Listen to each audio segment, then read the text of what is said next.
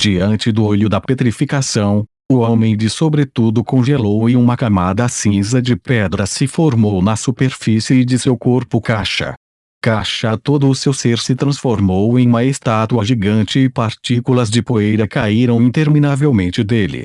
Lâminas geladas sob a manipulação do bárbaro de pele verde. Numerosas lâminas formaram um tornado, cercando a estátua enquanto ruídos estranhos tocavam constantemente. Momentos depois, as lâminas se dispersaram e a estátua que antes ficava desapareceu, deixando para trás um leito de rochas fragmentadas. Finalmente acabou. O bárbaro de pele verde soltou um suspiro de alívio. Não, ainda não. Kessa riu amargamente. Logo depois, para seu terror, o bárbaro de pele verde viu as rochas fragmentadas explodirem, expondo pedaços de carne dentro. Muitos deles criaram tentáculos e começaram a se amalgamar para reformar o homem no casaco preto de antes. Mesmo uma única lágrima não podia ser vista em suas roupas. Maldito! Ó bárbaro de pele verde, amaldiçoou. Onde no mundo você enfureceu esta maldita coisa? Não é apenas imune a feitiços, até mesmo ataques físicos são inúteis. Eu não tenho ideia. O rosto de Kessa significava desespero. Depois de entrar no castelo da areia mágica, ela só havia passado alguns níveis antes que o homem de sobretudo preto mirasse nela. Com seus subordinados sendo perdidos um por um, a situação atual parecia ser um mau presságio. Sob a imensa ameaça da morte, o último bárbaro de pele verde em perseguição foi obrigado a unir forças com Kessa para derrotar essa criatura juntos. Mas pelo que parece, eles estavam no final de suas esperanças. Chirpe, chirpe, um som estridente cortou o ar. Reviravoltas violentas de vento foram provocadas quando a terra foi tragada pelas trevas e sombras. Com uma asa larga o suficiente para envolver a terra na escuridão, um abutre de sangue desceu no coração de uma enorme cadeia montanhosa que tinha a aparência de um favo de mel, pousando na maior e maior caverna. Em algum lugar nas montanhas, os olhos de Lei-Lin brilharam com um brilho azul. Saiu às 4h47 e retornou novamente após um intervalo de 23 minutos e 45 segundos. Ele estava atualmente gravando as estatísticas de viagem do King Blood Vulture com grande detalhe. Nos últimos dias de observação, ele conseguiu colher alguns retornos. Este King Blood Vulture tinha pelo menos a força da Crystal Phase. O físico volumoso da criatura e a força espiritual aterrorizante sobre ela eram suficientes para destruir completamente os planos de Lei-Lin de aprender qualquer coisa. Além disso, o abutre do Rei do Sangue não precisava deixar o ninho para caçar. Ele recebeu sacrifícios do grupo inteiro de Blood Vultures. Todos os dias, numerosos urubus retornavam com comida e os entregavam na caverna. Por isso, raramente saía da caverna ao longo do dia, ao contrário do abutre de sangue médio que Lei-Lin vira antes, que geralmente passava metade do seu dia voando do lado de fora. No entanto, todas as tardes, neste momento específico do dia, o abutre Rei Sangue deixaria a caverna por um período de tempo, provavelmente patrulhando seu território. Essa era a chance que Lei-Lin estava esperando. O abutre de sangue é de fato uma criatura da Era Antiga dotada da habilidade bizarra de sentir qualquer tesouro de sangue, exclamou Lei-Lin. Além da caverna do abutre do Rei Sangue, que ele não ousara investigar, ele havia explorado os covis dos outros abutres de sangue e descobriu muitos tesouros da linhagem que seriam úteis para os feiticeiros. O valor acumulado desses itens foi o suficiente para fazer Duque Gilbert perder a cabeça. Tudo vai depender de amanhã. Lei-Lin observou a caverna no ponto mais alto com cautela e entrou na escuridão. No dia seguinte, à tarde, depois de um grito, o gigantesco Rei Sangue Urubu saiu de sua caverna mais uma vez, lançando uma sombra sobre a terra. Terríveis vibrações varreram a área, intimidando as outras formidáveis criaturas que vigiavam a região. A hora é agora. O olhar de Lei-Lin congelou. Shadow Stealth. Darkness Técnica. Em uma fração de segundo, Seu ser físico desapareceu e foi escondido dentro das sombras, cercado por névoa espessa. Com a ajuda dos efeitos dissimulados do feitiço, Lei Lin andou a caminho da caverna até a caverna central. Toca o vil do rei Blood Vulture é guardado por 2 sangue abutres que já estão na fase hidrológica. Sempre que o King Blood Vulture está em patrulha, eles são responsáveis por guardar seu covil. Lei Lin arrastou-se para o topo saliente de uma rocha negra e observou atentamente as 2 enormes silhuetas vermelho sangue na caverna. Ele franziu as sobrancelhas. De acordo com as minhas habilidades atuais, eu mal poderia lidar com o único Blood Vulture na fase hidro, mas isso definitivamente causaria um tumulto. Há uma grande possibilidade de que todo o bando possa me cercar e me aniquilar, ou que o rei sanguinário possa até retornar inesperadamente. Lei Lin olhou para as silhuetas dos 2 guardas, trincou os dentes e passou para o outro lado, enquanto estava escondido. 2 abutres de sangue na fase hídrica seriam demais para ele lidar com suas habilidades atuais, mas as habilidades de detecção das criaturas poderosas podem não ser tão agudas quanto as de um mago humano. Esta foi a sua chance. Tendo perdido muito tempo aqui, Lei Lin não se atreveu a continuar esperando. Mesmo que fosse arriscado, ele queria tentar. Nas sombras, tudo do lado de fora estava nublado. Era como se o mundo estivesse encharcado de cola grossa e a cada passo que dava, Lei Lin precisava gastar uma grande quantidade de energia e poder mágico, enquanto ao mesmo tempo tomava nota de como os 2 guardas do abutre do sangue reagiam, tornando um trabalho terrivelmente cansativo para ele. Apenas quando Lei Lin cuidadosamente chegou à entrada, e estava prestes a passar por um dos guardas do abutre de sangue.